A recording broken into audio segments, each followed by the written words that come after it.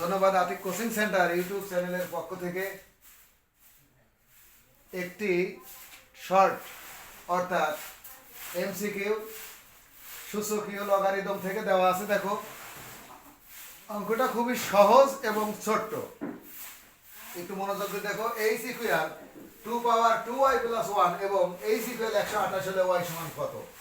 অর্থাৎ আমরা কিন্তু এখান থেকে অঙ্ক সমাধান করে ফেলবো। এইচ এর মানটা শুধু বসাবো 128।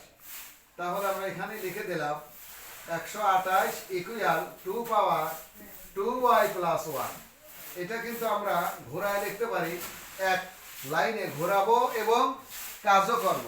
তাহলে 2 পাওয়ার 2y প্লাস 1 ইকুয়াল, অর্থাৎ এই 128 থেকে ওই পাশে নিচ্ছি, কিন্তু এই যে এই পাশের বেজ 2, এই পাশের বেজ যে 2, এই 2 এর মতো এখানেও একটি বেজ মিল করতে হবে, 2 দিতে হবে এবং এর উপরে কত পাওয়ার দিলে 128 হবে।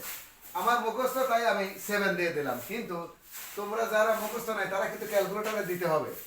আর কিছু কিছু মুখস্থ রাখতে হবে, যেমন 2 পাওয়ার 3, 2 পাওয়ার 2 4, 2 পাওয়ার 3 8, 2 পাওয়ার 4 16, 2 পাওয়ার 5 32, 2 পাওয়ার 6 64, 2 পাওয়ার 7 128। তাহলে দিয়ে দিলাম 2 পাওয়ার 7।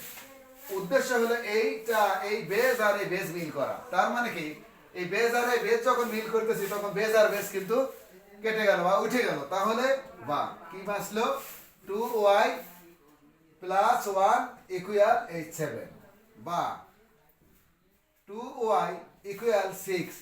কিভাবে হলো 2y ইকুয়াল 6? এই 1 কিন্তু ওই পাশে চলে গেল, মাইনাস হয়ে গেল, 7 বিয়োগ 1 অর্থাৎ 6। বা এইখানে গুণন আছে, 2 পাশে ভাগ করলে অর্থাৎ y ইকুয়াল 3। এটা আজকের আনসার। ধন্যবাদ।